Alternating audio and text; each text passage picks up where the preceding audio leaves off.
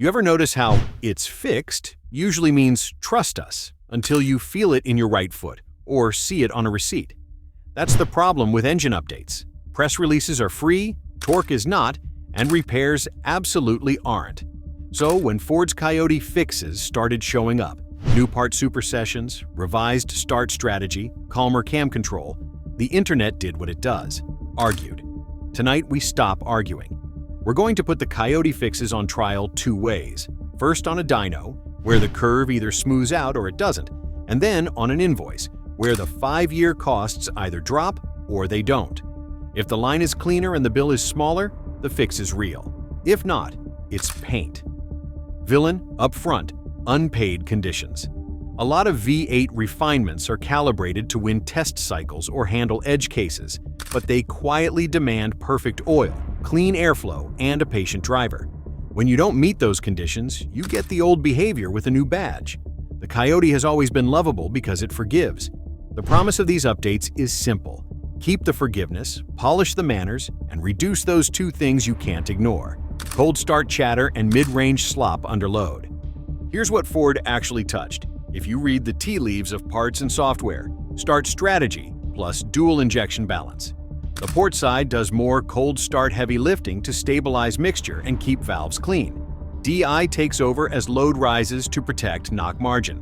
Net, fewer marbles in a can seconds after a cold night and cleaner transitions when you tip in at parking lot speeds. Cam phaser authority and response, wider window, quicker moves.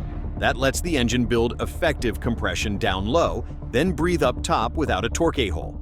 You don't feel a step. You feel a thick band from approximately 2,000 to mid-4 seconds. Idle/load handling. Alternator hits, AC clutch, stop-start relights. Mapped calmer. The idle lands and stays, less surge, less hunting. Cylinder deactivation etiquette, where fitted.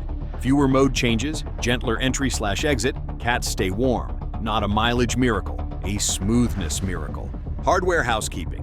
Chain/tensioner/guide and phaser supersessions aimed at consistency, not drama.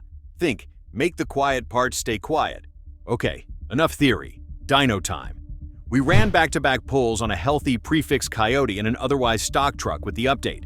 Same fuel, similar miles, similar intake/exhaust, normalized coolant/oil temps. No hero pulls, no fan-off nonsense.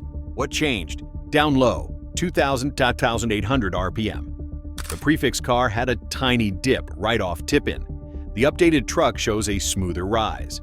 We're talking single-digit horsepower, but double-digit pound-feet in the first 800 RPM.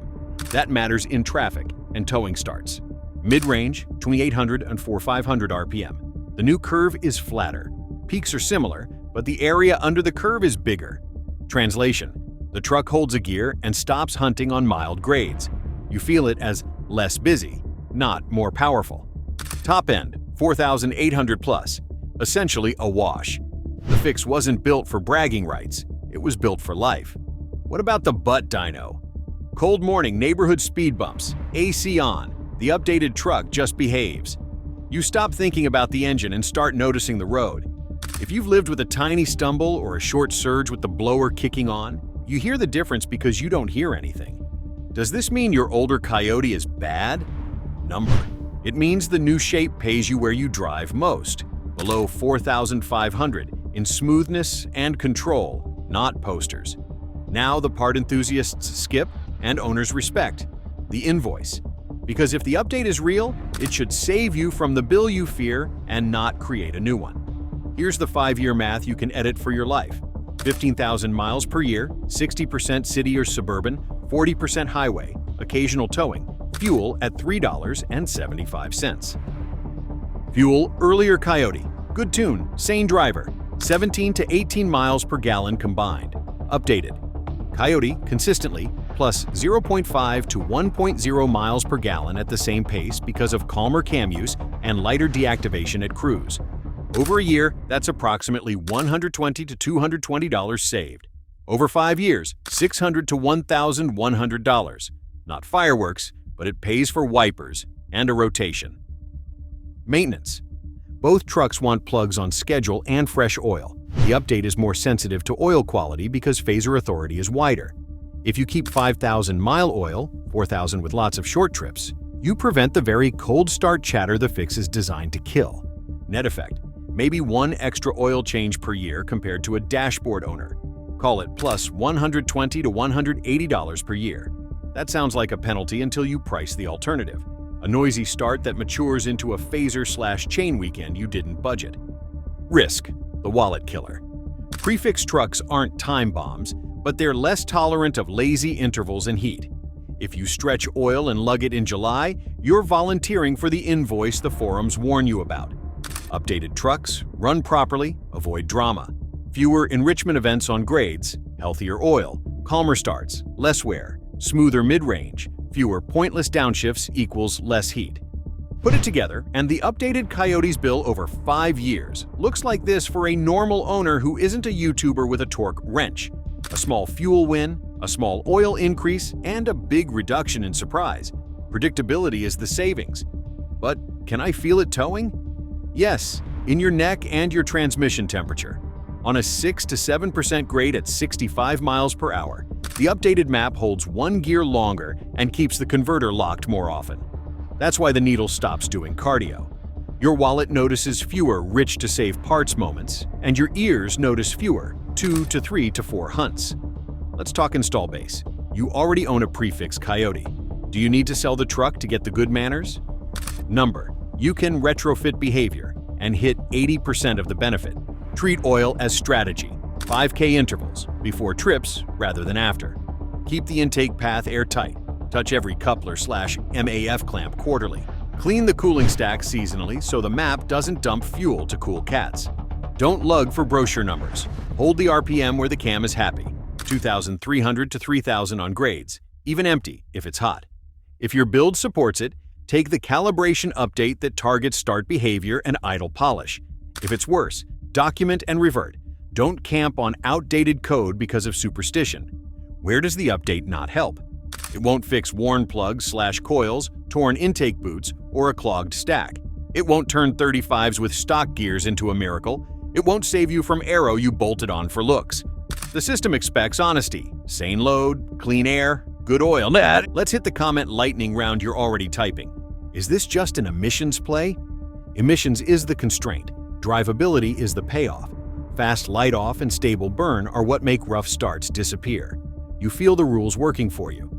Premium fuel? It's tuned for regular. Use premium when it's ugly. Heat, elevation, towing, to keep timing crisp and deactivation calm. Otherwise, keep your money. Will deactivation buzz me to death? The updated logic is gentler and rarer. If you still feel it, that's a load gearing problem, not a moral failing in software. Fix the cause. Don't chase snake oil plugs. Dyno shows tiny gains. Why care? Because area under the curve and shift behavior pay you every minute you drive. Smooth mid-range is fewer downshifts, less heat, and better real MPG than a 12-horsepower headline at 6,300. So, does the leak matter? If the dyno curve is smoother where you live, and the ownership math loses a 4-figure surprise, yes. The Coyote fixes are real in the only language that counts, a calmer graph and a thinner stack of invoices. Here's your owner's verdict in 1 minute. Daily driver, short trips, winter starts, city manners matter. The update wins. Keep it. If you're shopping, pick it. Tow often, hot climate, big tires without gears, set and forget, oil person. The update still helps, but only if you change the habits that make any truck miserable. If you won't, keep your current 5.0 and maintain it like religion. Flipper, 3 to 5 years, resale sensitive. Updated trucks with a tidy folder. 5K oil, software notes, clean stack photos. Sell faster and higher because buyers feel the polish on a 5-minute test drive. And if you're that person who wants the shortest possible plan, screenshot this. Coyote Fix Playbook. Oil at 5,000, 4,000 if short trip winter. Before big trips, airtight intake. Touch clamps/couplers every season. Clean cooling stack so the map doesn't waste fuel for temperature. Don't lug. Use tow haul in heat and on grades even empty. Keep the update if available. Log behavior. Revert only with documentation. Save receipts/photos. Resale is a story you can prove. The Coyote never needed saving, it needed polish. Ford's fixes deliver exactly that, if you meet the engine halfway. The dyno says the mid-range grew up. The invoice says the drama grew down. That's the only leak that matters, the one that spills fewer dollars out of your life.